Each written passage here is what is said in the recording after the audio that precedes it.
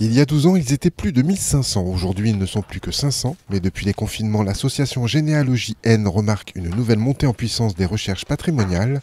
Depuis 2005, l'association aide les personnes à créer leur arbre généalogique. Personnellement, j'ai l'habitude de dire qu'il ne suffit pas de faire un arbre, de remplir toutes les feuilles avec les noms, les prénoms, les dates de naissance, les dates de décès, les dates de mariage, mais il faut aussi étoffer un petit peu.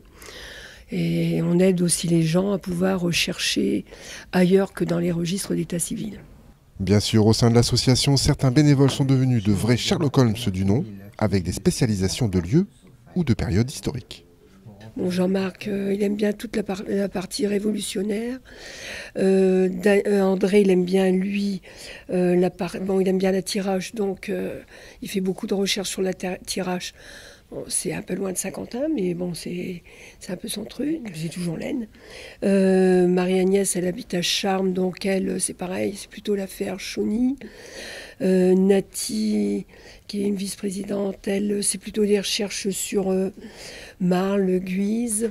On va pas vous faire votre arbre, hein. C'est-à-dire on va vous mettre sur des pistes, hein. Par exemple, si vous êtes bloqué à un endroit, on va vous dire, écoutez, allez voir peut-être dans cette base-là, ou alors, on aura peut-être le renseignement même dans nos propres bases, hein, parce qu'on a énormément de relevés, et on a, sur notre site, on a déjà pas mal de choses, hein.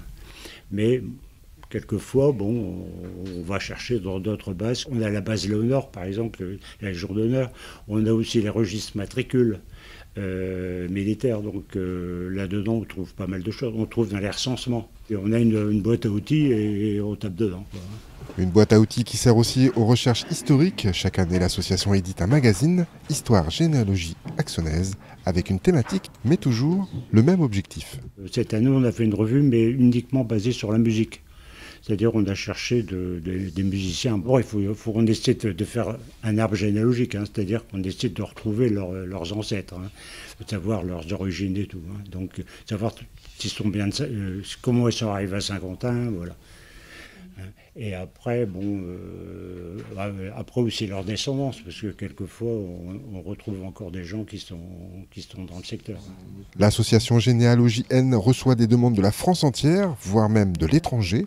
Des demandes qui prouvent bien que l'Aisne est un département à fort passage. Je dis toujours que le département de l'Aisne, c'est le berceau de la France. Donc les gens, quand ils ont un arbre à faire, même ils pensent ne pas avoir de contact avec l'Aisne, ils finiront un jour ou l'autre par trouver des contacts avec le département.